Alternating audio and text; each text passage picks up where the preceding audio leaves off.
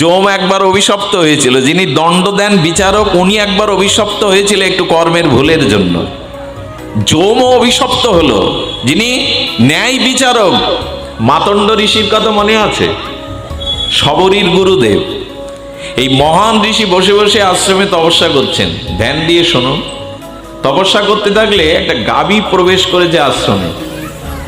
এখন সে গাভী প্রবেশ করলে গাভীর মালিক তিনি গাভীটা ধরে নিয়ে রাজার কাছে বিচার দিয়েছেন, এই ঋষি আমার গাভী চুরি করেছে। কিছু বিবেচনা না করে কোনো কাজ করা উচিত নয়, প্রতিটা পদক্ষেপ যেন বিবেচনায় হয়। আচ্ছা, দশরথ শব্দবেদী বানে শ্রবণ কুমারকে মারলো, অন্ধপুত্রের পুত্রকে মারলো। দশরথের একবার ভাবা উচিত ছিল না? এর বিচার করা উচিত ছিল না? ওটা হরিণ কি ওটা মানুষ? বিচার না করে কর্ম করলে ভগবানের পিতা দশতরিত ভুল হতে পারে, আর সেই ভুলেই পুত্র শোকে তার মরতেও হতে পারে। প্রতিটি কর্ম মানুষকে, প্রতিটি পদক্ষেপ মানুষকে সতর্ক হয়ে নিতে বলা হয়েছে। আবেগে কিছু করতে যাবেন না, আবেগ দিয়ে জীবন চলে না, বিচার করে চলতে বলেছেন। বিচার চাই, বিচার করিয়া মনে। ঠাকুর মশাইয়ের বাণী, বিচার করো।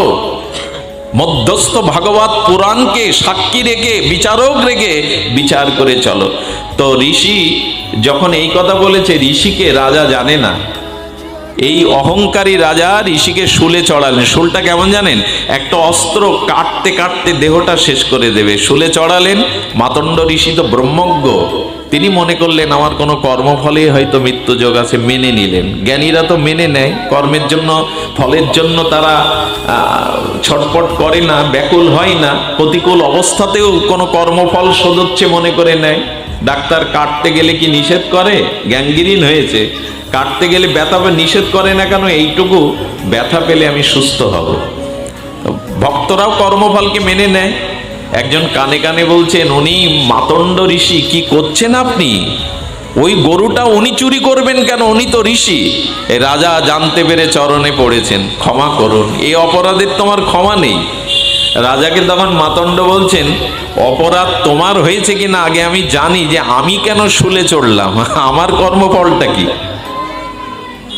বলে, রাজা তুমি প্রেরিত হয়ে এটা করেছো, কিন্তু আমাকে জানতে দাও আমার কোন কর্মফল আজ আমাকে শুলে উঠতে হলো।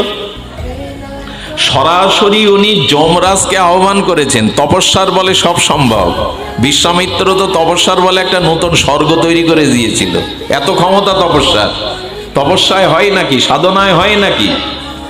তো ঋষি যমকে ডেকে বলছেন, খাতা খুলে দেখুন তো আমার অপরাধটা কি যে আমি শুলে চড়লাম।